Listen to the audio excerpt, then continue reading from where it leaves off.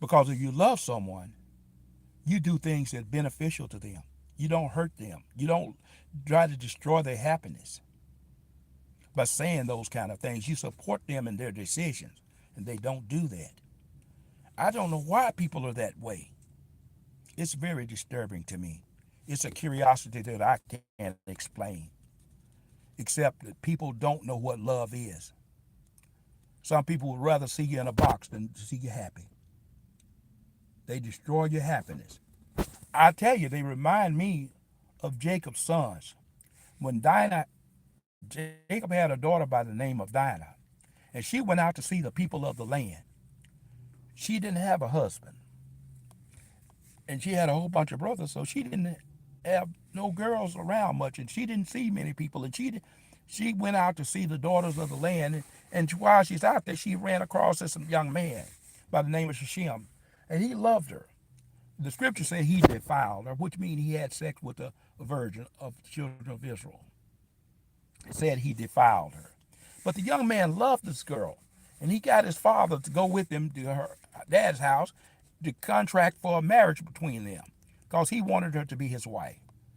And that's the way it worked back in that day. When a man slept with a woman, he had to contract with her to be his wife all the days of his life.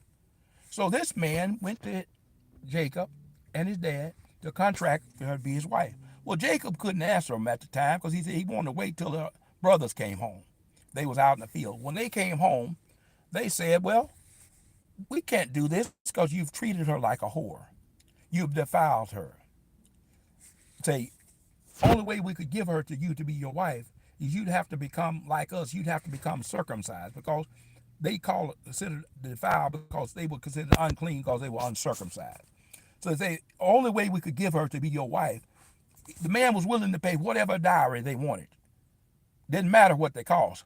He was willing to pay whatever to have her to be his wife. Say, well, we can't do that because you're uncircumcised.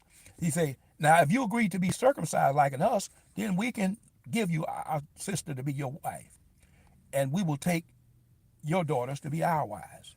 We will intermarry. That's what they told him. And this pleased the young man, Shechem. So him and his dad and all the other men in that group, they agreed to be circumcised. And after 3 days, when the men were all sore after being circumcised, Simeon and Levi took their swords and went into the camp and killed all the men and stole their wives and their children and all their possession, took it and went away with it. And when Jacob heard what his sons did, he said, you make me stink before the people. He called them sons of cruelty. They were cruel in what they did. They lied to this man and told him, if you become as we, you can marry our sister and we will embrace you. But rather than embracing them, they had them to be circumcised, and when the men were sore and unable to defend themselves, they took their sword and went in there and killed them all. That's how wicked and terrible they are.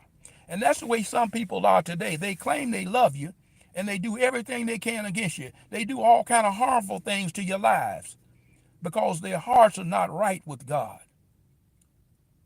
It's a shame that people can act that way and do those kind of things.